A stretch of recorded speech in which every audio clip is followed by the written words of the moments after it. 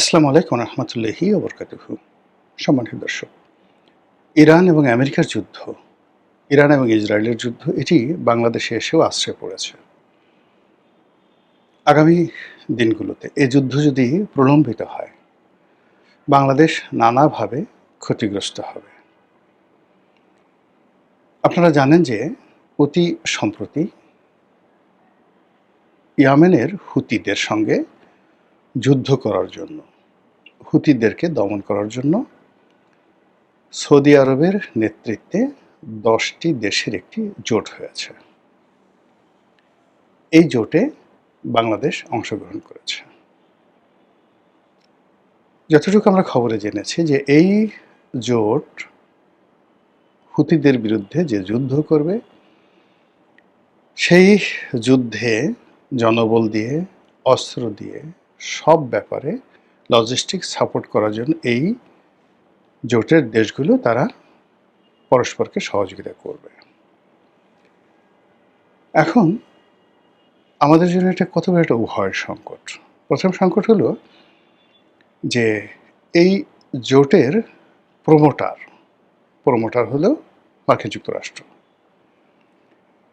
এই জোটের সুবিধাভোগী এবং সবচেয়ে যাকে বলা হয় এই জোটটাকে যারা চালাবে এবং যাদের জন্য করা হয়েছে এবং যাদেরকে আমেরিকা চাপ দিয়েছে এই কাজটা করার জন্য, তারা হলো সৌদি আরব। আর সৌদি আরবের সেকেন্ড ইন কমান্ড হিসেবে এখানে সৈন্য দিয়ে সাহায্য করার জন্য প্রতিশ্রুতিবদ্ধ হলো পাকিস্তান। আর এই পাকিস্তানের সঙ্গে পাকিস্তানের সৈন্য দিয়ে, অস্ত্র দিয়ে সৌদি আরবের সঙ্গে তারা একত্র হয়ে হুতিদের বিরুদ্ধে যুদ্ধ করবে এবং সেই যুদ্ধে ইসরায়েলও যোগ দেবে। আর তার সঙ্গে বাংলাদেশ যদি এর সঙ্গে থাকে, বুঝতে পারেন যে সেখানে সমস্যাটা কি হতে পারে। তো আমেরিকার এই জোটে আমেরিকা সাধারণত যে কাজ করে, কাউকে ব্যবহার করে just like a toilet tissue. মুখের টিস্যু আপনি নাকের সর্দি দিয়ে ব্যবহার করেন, বা আপনি ঘাম মোছেন, মুখ মোছেন, ফেসিয়াল টিস্যু, এটাকে হয়তো কেউ দ্বিতীয়বার ব্যবহার করে। কিন্তু টয়লেট টিস্যু, যেটা আপনি মলদ্বার পরিষ্কার করেন, সেটি ফেলে দেওয়া ছাড়া আপনার কোনো উপায় থাকে না। কথিত আছে যে আমেরিকা যাদেরকে ব্যবহার করে টয়লেট টিস্যুর রূপে, তাদেরকে ওইভাবে ফেলে দেয়। তা আমরা এই যে হুতিদের বিরুদ্ধে একটা যুদ্ধে আমরা জড়ালাম বা জড়াতে যাচ্ছি বা সমর্থন করতে যাচ্ছি, হোয়াট এভার মেবি, আমরা যে কাজটি করছি, এই কাজের খারাপ পরিণতি কি হতে পারে? খারাপ পরিণতি হলো যে আমাদের দেশে মূলত যে সকল ইসলামিক জঙ্গি সংগঠনগুলো, গোপন জঙ্গি সংগঠনগুলো রয়েছে, তারা সবাই Hamas, Houthi, Hezbollah, Iran, IS, Taliban, Tehrike Pakistan, TTP, এই মতাদর্শের লোকজন। এরা সবাই আমেরিকা বিরোধী, এরা সবাই ইসরায়েল বিরোধী, এবং এরা সবাই যাকে বলা হয় সৌদির এই বর্তমান যে শাসক, এদের বিরোধী। ফলে আমাদের দেশের যে উগ্রপন্থা যে গ্রুপটি নিয়ে পশ্চিমারা যাকে বলা হয় উদ্বিগ্ন, তাদের সঙ্গে আমাদের দেশের মধ্যে সরকারের একটা মারাত্মক দ্বন্দ্ব এবং সংঘাত শুরু হয়ে গেল বা করে দেওয়া হলো। This is one. Second thing হলো, আমাদের যে জাহাজগুলো, আমরা দুইভাবে তেল কিনি। আমরা মধ্যপ্রাচ্য থেকে তেল কিনি, আর সিঙ্গাপুরের যে স্পট মার্কেট, সেখান থেকে তেল কিনি। তো দীর্ঘমেয়াদে ধরুন কাতার থেকে, সংযুক্ত আরব আমিরাত থেকে, সৌদি আরবের আরামকো থেকে, কুয়েত থেকে আমরা যে তেলগুলো কিনি, যেগুলো দীর্ঘমেয়াদে সারা বছর ধরে আমাদের কাছে আসে কম মূল্যে, সেই তেলগুলো বাংলাদেশে আসার জন্য দুটো পথ প্রধানত। একটা হলো এই যে বাব আল মান্দ, ইয়ামেনের এই জায়গা দিয়ে যে একটা সংযোগ পথ আছে হরমুজের মতো, বাব আল মান্দ, যেটা নিয়ন্ত্রণ হুতিদের হাতে। আর একটা বেশিরভাগ তেল আসে হরমুজ প্রণালী দিয়ে। আপনারা জানেন যে এই হরমুজ প্রণালী দিয়ে একটি জাহাজ আসার সময় প্রায় কয়েক মাস আমাদের একটা জাহাজ ইরান আটকে রেখেছিল। পরে অনেক দেন দরবার করে তদবির করে আমরা সেই জাহাজটা ছাড়িয়ে এনেছি।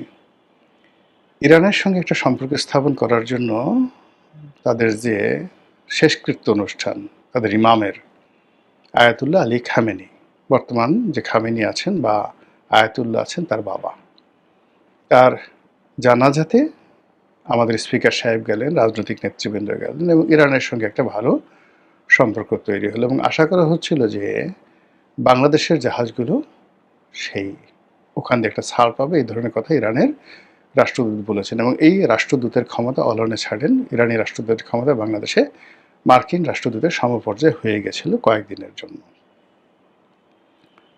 এরই মধ্যে যখন আবার সেই হরমুজ নিয়ে যুদ্ধ হলো, এরই মধ্যে আবার যখন আমেরিকা ইরান আক্রমণ করলো, ঠিক সেই সময়টাতে ইরান হরমুজটাকে 100% বন্ধ করে দিল। আরবদের উপরে চাপ তৈরি করার জন্য তারা করল কি, হুতিদেরকে, তাদের যে প্রক্সি সংগঠন হুতি এবং হিজবুল্লাহ, তাদেরকে বললো যে তোমরা আক্রমণ করো এবং বাব আল মান্দ বন্ধ করে দাও। তো বাব আল মান্দ যদি বন্ধ করে দেওয়া হয় হরমুজের মতো করে, যেটা হুতিরা পারে, তাহলে সৌদি আরবের অর্থনীতি, রাজনীতি ধস নামবে।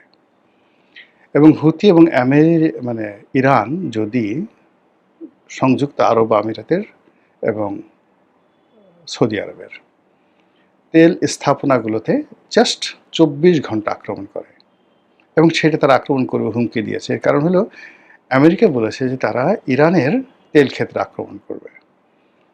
ইরান বলছে আমাদের তেল ক্ষেত্রে যদি আক্রমণ করো তাহলে তোমাদের যারা তাবেদার রাষ্ট্র রয়েছে তাদের সবার তেল ক্ষেত্রে আমরা আক্রমণ করব। এই অবস্থায় পুরো মধ্যপ্রাচ্যে যুদ্ধের দাম হবে এবং সকলের মধ্যে রীতিমতো আতঙ্ক তৈরি হয়ে গেছে। এখন এখানে যে 10টি রাষ্ট্র, আমরা একত্র হয়ে সৌদি আরবের সাথে থেকে হুতিদের একটা পশম স্পর্শ করতে পারবো না। কারণ হলো স্বয়ং আমেরিকা এখানে ইয়েমেনের সৈন্য সমাবেশ করে তারা ফেল করেছে, সৌদি আরব এখানে সৈন্য সমাবেশ করে ফেল করেছে, ইসরায়েল লেবাননে গিয়ে যুদ্ধ করে সৈন্য সমাবেশ করে ফেল করে তারা এই যুদ্ধের ফলে সেখান থেকে সৈন্য প্রত্যাহার করতে বাধ্য হয়েছে। সেখানে বাংলাদেশের সেনাবাহিনী বাংলাদেশের সেনাবাহিনী সেখানে গিয়ে ছোট করার জন্য বলছি না, কোনো কিছু, সেখানে হুতিদের সাথে গিয়ে ফিল্ডে যুদ্ধ করবে। এই জিনিসটা কল্পনা করলে এটা ভাবেন তো, how it is possible.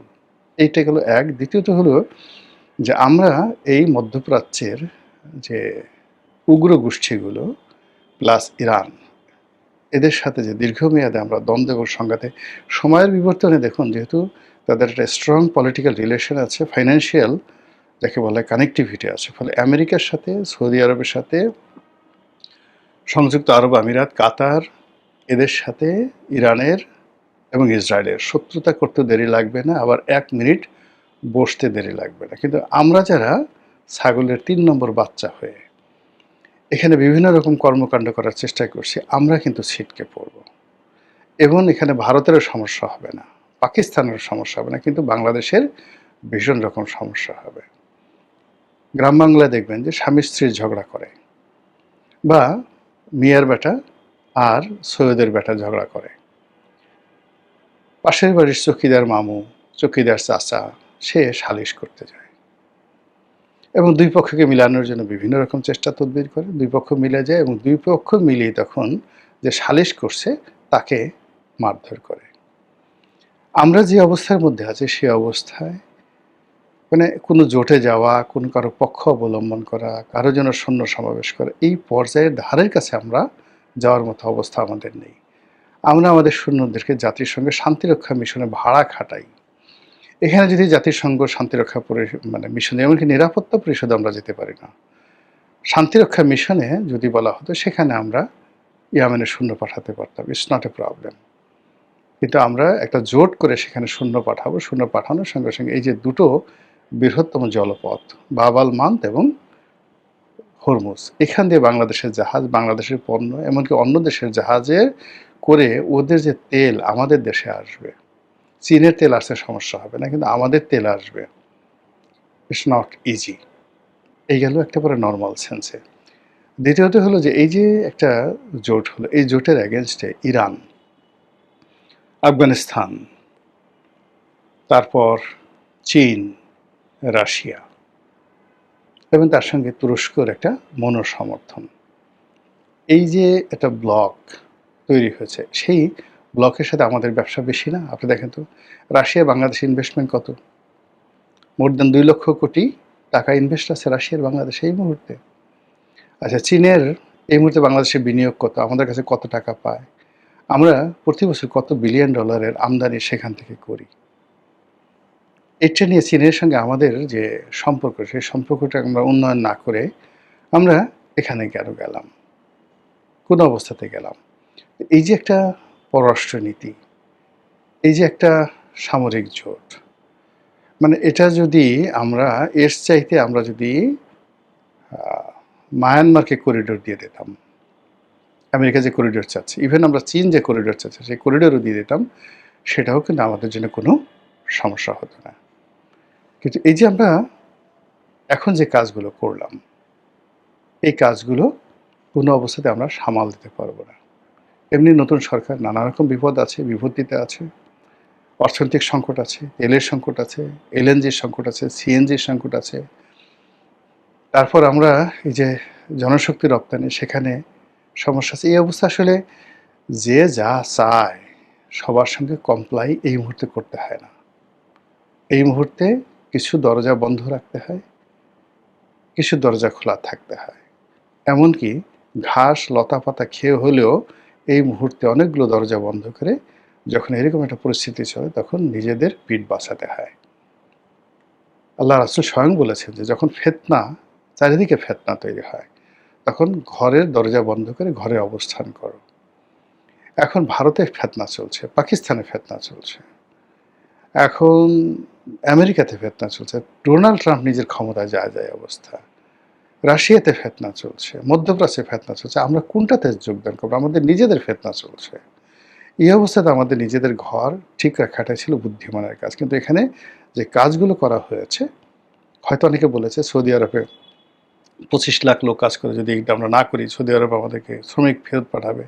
Saudi আরবে একটা শ্রমিক ফেরত পাঠাতে পারবে না। ওখানে বাঙালিরা বাঙালিদের মতো ভালো অবস্থানে আছে, আর ফেরত পাঠালে আমাদের ক্ষতি হবে না। কিন্তু এই যে আমাদের যে সাপ্লাই চেইনে যে ক্ষতি, মানে আমাদের এখন যে স্কিলড ম্যান পাওয়ার আছে, সেই স্কিলড ম্যান পাওয়ার বিদেশের মাটিতে যারা ইনকাম করছে তারা বাংলাদেশে আসলেও আমাদের ইকোনমিতে লাভ হবে, লস হবে না।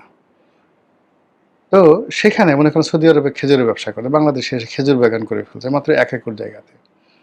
সৌদি আরবে অন্য একটা দেশে গিয়ে সে পেয়ারার ব্যবসা করতো, সেটা এখন করে ফেলছে। ওখানে ওয়েল্ডিং এর কাজ করতো, বাংলাদেশে একটা ওয়েল্ডিং এর দোকান দিয়েছে। এই লোক কোনোদিন ওয়েল্ডিং এর দোকানের ব্যবসা দিত না, কিন্তু সৌদি আরব থেকে ওয়েল্ডিং এর ব্যবসা শিখে এসে সে বাংলাদেশে করতেছে। সৌদি আরব থেকে গিয়ে লোক চলে গেছে উগান্ডাতে, উগান্ডাতে গিয়ে হাজার হাজার একর জমি নিয়ে এসে ব্যবসা বাণিজ্য করছে।